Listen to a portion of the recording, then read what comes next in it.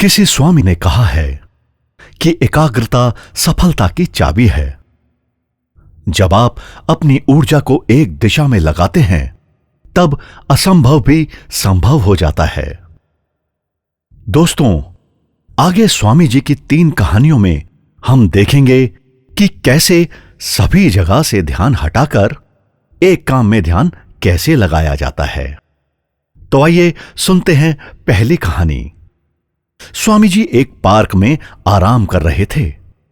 वहां उन्होंने एक लड़के को देखा जो खाली पेज पर कठिन श्लोक लिखने की कोशिश कर रहा था, लेकिन गलतियों के कारण बार बार वो लड़का उस पेज को फाड़ रहा था और हर बार नए पेज से शुरू कर रहा था। कुछ समय बाद लड़के का ध्यान स्वामी जी पर गया, तो लड़का तुरंत उनके पास गया और प्रणाम करके बोला कि हे स्वामी जी, मैं पिछले 3 घंटे से इस श्लोक को सही से लिखने की कोशिश कर रहा हूं, लेकिन हर बार कोई ना कोई गलती हो जाती है, जिससे मुझे शुरू से शुरुआत करनी पड़ती है। मुझे कुछ नहीं समझ में आ रहा कि मैं क्यों नहीं लिख पा रहा हूं।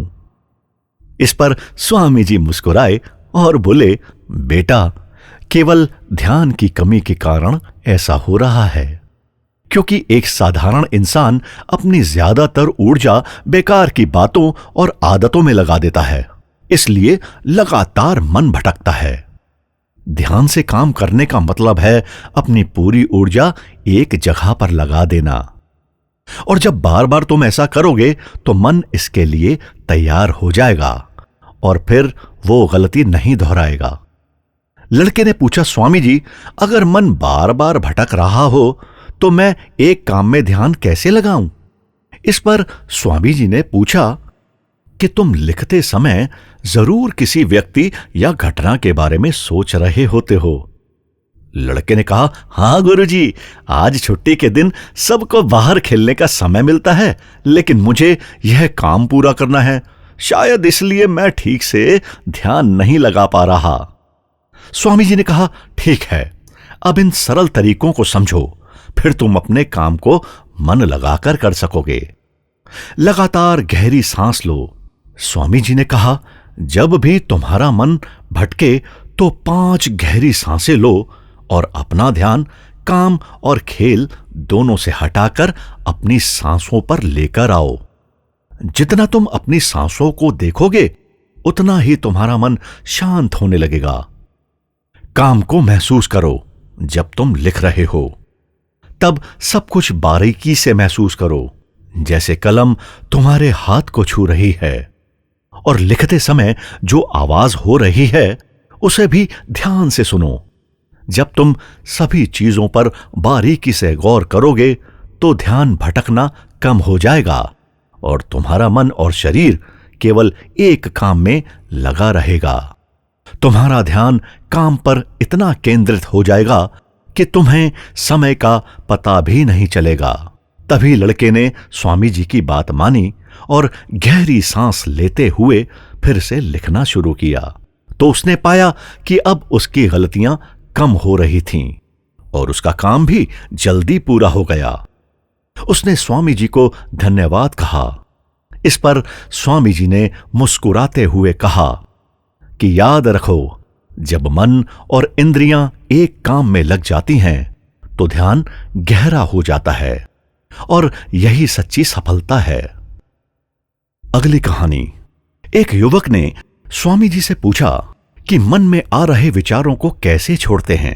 स्वामी जी ने युवक से कहा, बताऊंगा, लेकिन उससे पहले तुमको एक परीक्षा देनी है।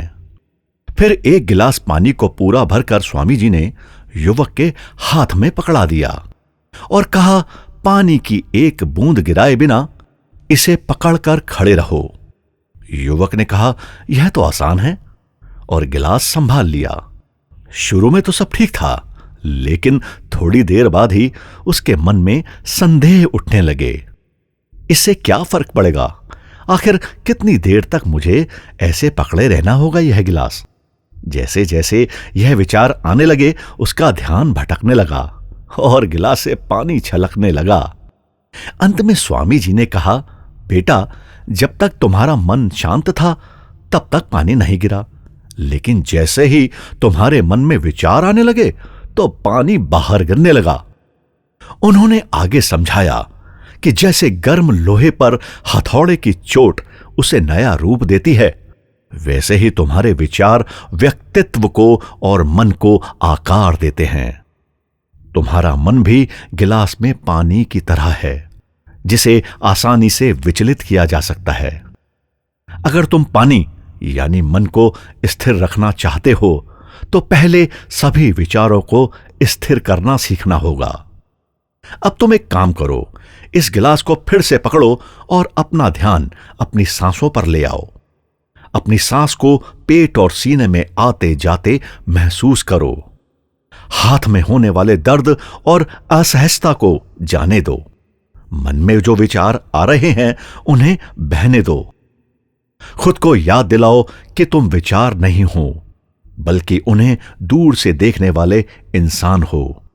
ऐसा याद रखने से विचार आकर चले जाएंगे, लेकिन मन को विचलित नहीं कर पाएंगे। थोड़ी देर तक युवक ने इस अभ्यास को जारी रखा और गिलास से एक भी बूंद गिराए बिना खड़ा रहा। स्वामी जी ने कहा, इस तरह ध्यान से अभ्यास करते रहो। धीरे धीरे तुम्हारा मन शांत होने लगेगा और तब कोई भी कठिन काम करना तुम्हारे लिए स्वाभाविक हो जाएगा। इसके बाद वो युवक स्वामी जी को धन्यवाद कहकर घर लौट गया। अगली कहानी। एक दिन एक युवक स्वामी जी के पास पहुंचा। उस युवक के चेहरे पर परेशानी और हताशा साफ झलक रही थी। उसने स्वामी जी से कहा कि स्वामी जी, मैं बहुत समय से परीक्षा की तैयारी कर रहा हूं। कई बार कोशिश की, लेकिन हर बार असफल हो जाता हूं। मुझे समझ नहीं आ रहा कि मुझसे कहां गलती हो रही है। स्वामी जी ने उसकी बातें ध्यान से सुनी, फिर पूछा, क्या तुम सच में परीक्षा पास करना चाहते हो? तो युवक बोला कि हां स्वामी जी, मैं बहुत मेहनत करने के लिए तैयार हूं। मुझे बस आप इतना बता दीजिए कि मुझे क्या करना होगा। स्वामी जी उसे अपने साथ एक खाली जगह पर ले गए, जहां एक पुरानी मोमबत्ती और माचिस रखी थी। उन्होंने उस युवक को मोमबत्ती दी और कहा कि इस मोमबत्ती को जलाकर यहां से थोड़ी दूर पर खड़े उस पेड़ तक ले जाओ, लेकिन ध्यान रहे कि मोमबत्ती बुझनी नहीं चाहिए। स्वामी जी यह कहकर वहां से चले गए। युवक ने माचिस से मोमबत्ती जलाई और धीरे धीरे मोमबत्ती लेकर पेड़ की ओर बढ़ने लगा। रास्ते में हल्की सी हवा चली, जिससे मोमबत्ती की लौ हिलने लगी। युवक ने उसे बचाने की पूरी कोशिश की, लेकिन मोमबत्ती बुझ गई। युवक वापस आया, मोमबत्ती फिर से जलाई और चल दिया दोबारा उस पेड़ की तरफ। कई बार उसने यह प्रक्रिया दोहराई, लेकिन हर बार हवा का हल्का झोंका मोमबत्ती की लौ को बुझा देता। आखिर में थका हुआ युवक हाथ में बुझी हुई मोमबत्ती पकड़े वापस चला आया और निराश होकर बोला कि हे स्वामी जी, मैं इसमें भी असफल रहा। स्वामी जी ने युवक से मुस्कुराते हुए कहा, क्यों, तुम्हें बस मोमबत्ती जलाकर थोड़ी दूर ही तो चलना था। युवक ने धीरे से कहा, स्वामी जी, मैंने कोशिश तो की, लेकिन हवा के कारण लौ बार बार बुझ जाती है। स्वामी जी ने कहा, यही तो तुम्हें समझना है कि तुम्हारा मन भी इस मोमबत्ती की लौ की तरह है और चारों तरफ की हवा ध्यान भटकाने वाली आदत है। जब तक तुम अपने लक्ष्य पर पूरी तरह ध्यान केंद्रित नहीं होगे, तब तक तुम अपनी मंजिल तक नहीं पहुंच पाओगे। इसलिए मन को एकाग्र करो और जो भी काम करो उसमें पूरी तरह से डूब जाओ। तुम्हारे प्रयास जरूर सफल होंगे।